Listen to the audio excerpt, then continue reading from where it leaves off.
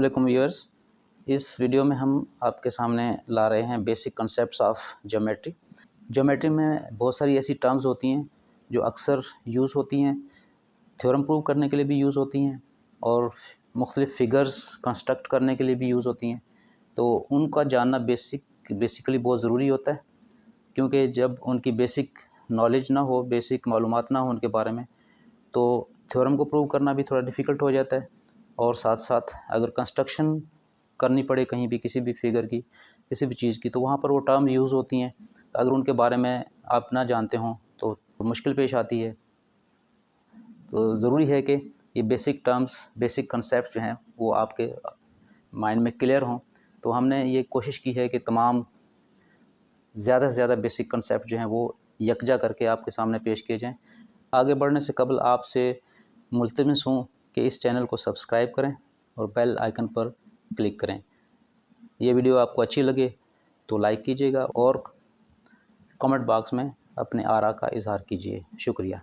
तो close shape में हम आते हैं पेरीमीटर पे। पेरीमीटर क्या होता है? कोई भी क्लोज शेप होती है, उसकी जो बाउंड्री होती है, बाउंड्री को पेरीमीटर कहा जाता है। तो ये स्क्वायर है, इसकी 4 बाउंड्रीज़ हैं, ये पेरीमीटर हो गया इसका। ये ट्राइंगल है, इसकी 3 बाउंड्रीज़ हैं, इनको हम पेरीमीटर कहेंगे। और ये हेक्सागोन है, 6 साइड वाली शेप है, तो इसकी 6 साइड्स हैं, तो ये 6 जो हैं इसका पेरीमीटर कहलाएंगी। तो पेरीमीटर की लेंथ जो होती है, चारों लेंथ को ऐड कर लेंगे तो स्क्वायर का पेरीमीटर हो जाएगा। इसकी तीनों लेंथ मेजरमेंट अगर गिवन हो तो उसको ऐड करें तो ये इसका पेरीमीटर हो जाएगा ट्राइंगल का। और हेक्सागोन का पेरीमीटर होगा इसकी 6 साइड्स की मेजरमेंट जो है उसको हम ऐड कर दें। एरिया क्या होता है? कोई भी क्लोज शेप हो और उसके अंदर का जो स्पेस होता है दैट इज़ कॉल्ड एरिया। तो इसकी मेजरमेंट डिफरेंट शेप्स की मेजरमेंट के डिफरेंट तरीके होते हैं। स्क्वायर का लेंथ और लेंथ, एक लेंथ और ये भी लेंथ क्योंकि इक्वल होती हैं, या लेंथ ब्रेड्थ कह लें आप इसको, तो लेंथ मल्टीप्लाई बाय ब्रेड्थ इसका एरिया आ जाएगा, जो स्पेस इसने कवर किया हुआ है। इसी तरह इस ट्राइंगल ने जो स्पेस कवर किया हुआ है ये इसका एरिया होगा। तो ये सर्कल है, क्लोज शेप है ये भी, तो इस क्लोज शेप ने जो एरिया कवर किया हुआ है, जो स्पेस कवर किया हुआ है, इसको हम एरिया कहते हैं।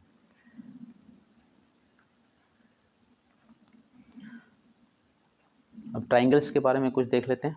ट्राइंगल्स की कुछ प्रॉपर्टीज़ हैं।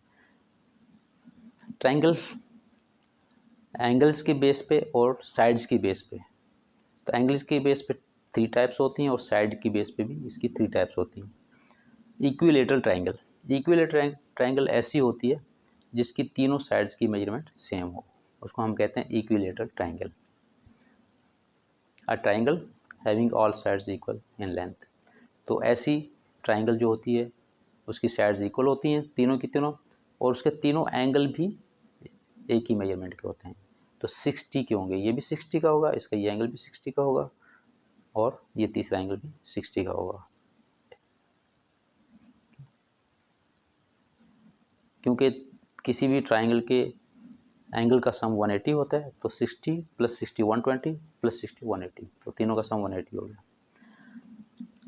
एक ट्राइंगल होती है आइसोसेलेस ट्राइंगल। आइसोसेलेस ट्राइंगल जो होती है उसकी 2 साइड इक्वल होती हैं, तीसरी साइड डिफरेंट लेंथ की होती है। तो ऐसी ट्राइंगल जिसकी 2 साइड की मेजरमेंट सेम हो उसको हम आइसोसेलेस ट्राइंगल कहते हैं। तो आइसोसेलेस ट्राइंगल की एक खूबी ये है कि इसके आइसोसेलेस साइड्स जो होती हैं, जो इक्वल साइड्स होती हैं, उनके अपोजिट जो एंगल बनते हैं वो भी इक्वल में होते हैं, मेजरमेंट इक्वल होती है। इस एंगल की मेजरमेंट इस एंगल के इक्वल होगी। ये साइड और ये साइड इक्वल है लेंथ में, इसके अपोजिट एंगल ये है, इसका अपोजिट एंगल ये है, तो अपोजिट एंगल्स भी इक्वल होंगे। स्केलीन ट्राइंगल, स्केलीन ट्राइंगल क्या होता है? ऐसी ट्राइंगल जिसकी मेजरमेंट तीनों साइड्स की डिफरेंट होती है। इसकी लेंथ कम है, ये बेस है, इसकी लेंथ इससे ज़्यादा है, और ये तीसरी जो साइड है इसकी लेंथ इससे भी ज़्यादा है, तो तीनों की लेंथ डिफरेंट है। तो ऐसी ट्राइंगल जिसकी तीनों साइड्स की लेंथ डिफरेंट हो उसको हम कहते हैं scalene triangle. All angles are different in measure, तो इसके जो एंगल्स होते हैं उनकी साइड, उनकी मेजरमेंट भी डिफरेंट होगी तीनों की। देन एक्यूट एंगल ट्रायंगल, ऐसी ट्रायंगल जिसकी तीनों साइड्स की मेजरमेंट 90 डिग्री से कम हो, तो ऐसे ट्रायंगल को हम एक्यूट एंगल्ड ट्रायंगल कहते हैं। तो इसका हर एंगल एक्यूट होता है, यानी हर एंगल जो है वो 90 डिग्री से कम मेजरमेंट का होता है। Then obtuse angle triangle, obtuse angle triangle ऐसा होता है जिसमें एक एंगल की मेजरमेंट 90 डिग्री से ज़्यादा होती है, तो इसको हम कहते हैं ऑब्ट्यूज एंगल ट्रायंगल, ऐसा ट्रायंगल जिसका एक एंगल 90 डिग्री से बड़ा होता है। Right angle triangle, right angled triangle ऐसा होता है जिसका एक एंगल 90 डिग्री का होता है, तो उसको हम राइट एंगल ट्रायंगल कहते हैं। तो उसमें राइट एंगल ट्रायंगल में जो बॉटम साइड होती है उसको हम बेस कहते हैं, और जो वर्टिकल साइड होती है उसको हम परपेंडिकुलर कहते हैं, और 90 का एंगल जो है जिसको हम राइट एंगल भी कहते हैं, इसके अपोजिट साइड को हम हाइपोटेन्यूज कहते हैं, हाइपोटेन्यूज।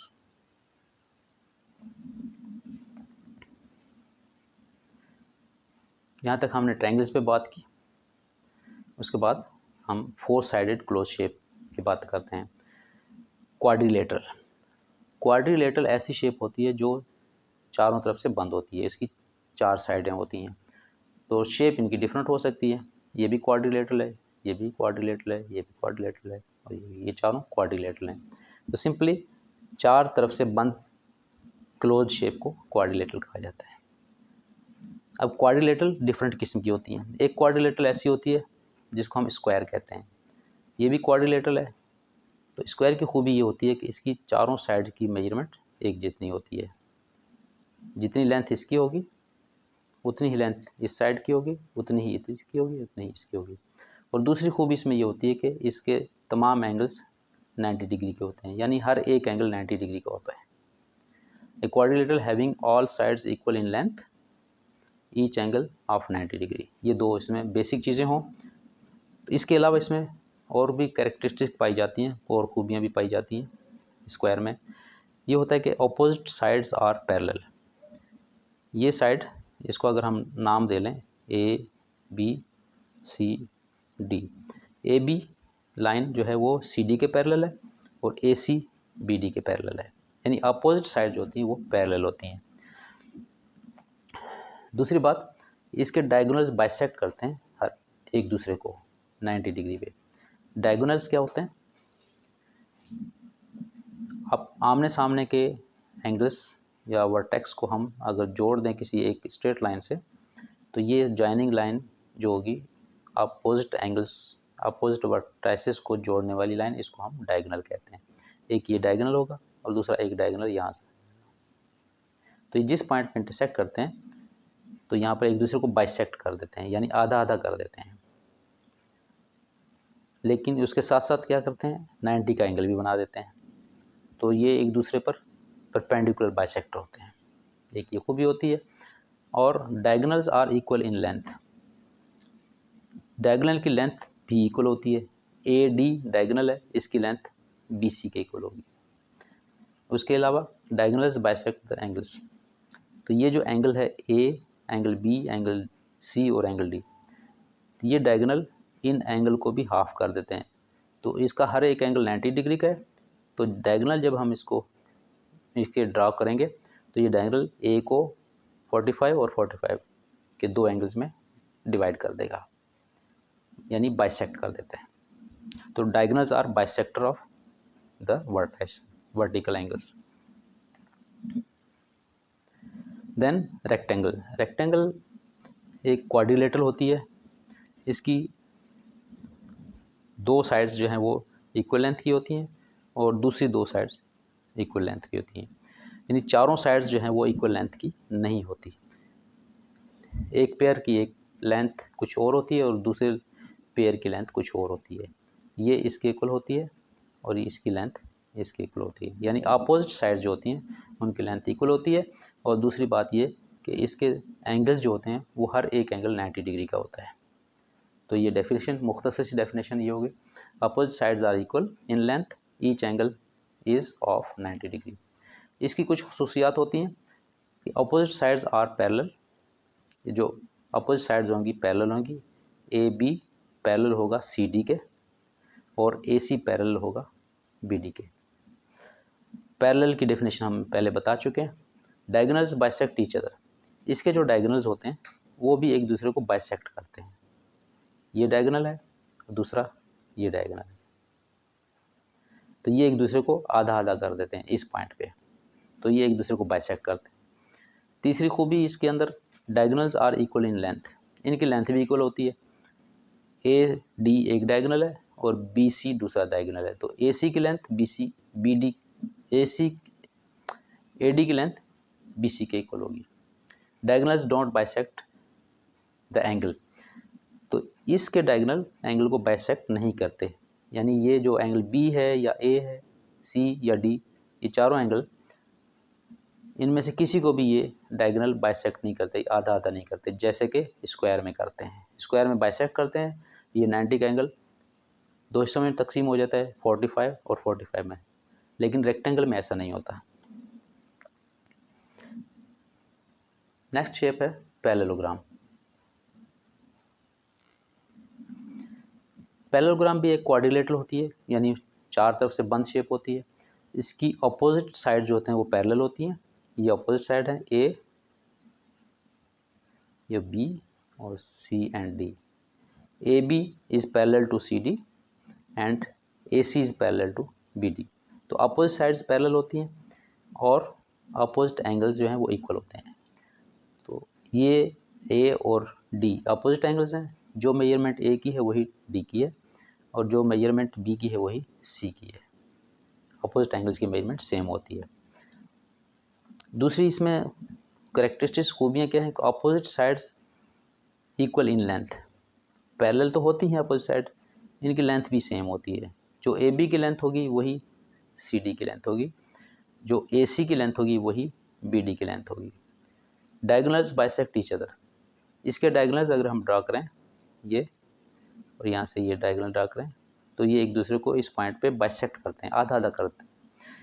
ए डी बी सी को हाफ कर देता है इस पॉइंट पे और बी सी ए डी को हाफ कर देता है, एक दूसरे को बाइसेक्ट कर देते हैं। Diagonals are unequal in length, तो इसके डायगोनल की लेंथ इक्वल नहीं होती, एक डायगोनल छोटा होता है, दूसरा डायगोनल बड़ा होता है, जबकि रेक्टेंगल में लेंथ सेम होती है दोनों डायगोनल्स की और स्क्वायर में भी सेम होती है।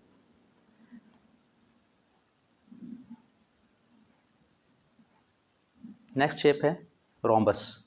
रोम्बस ऐसी क्लोज शेप होती है फोर साइड से, जिसकी चारों साइड लेंथ में इक्वल होती हैं, यानी चारों साइड की मेजरमेंट सेम होती है और अपोजिट एंगल्स की मेजरमेंट सेम होती है। ये बिल्कुल स्क्वायर की तरह है। स्क्वायर में तो एंगल्स 90 के होते हैं और साइड सारी इक्वल होती हैं, इसमें साइड सारी इक्वल होती हैं लेकिन एंगल 90 के नहीं होते। आमने सामने के एंगल जो है ना वो इक्वल होते हैं मेजरमेंट में, ये एंगल इसके इक्वल है मेजरमेंट में, तो इस एंगल की मेजरमेंट इसके इक्वल है।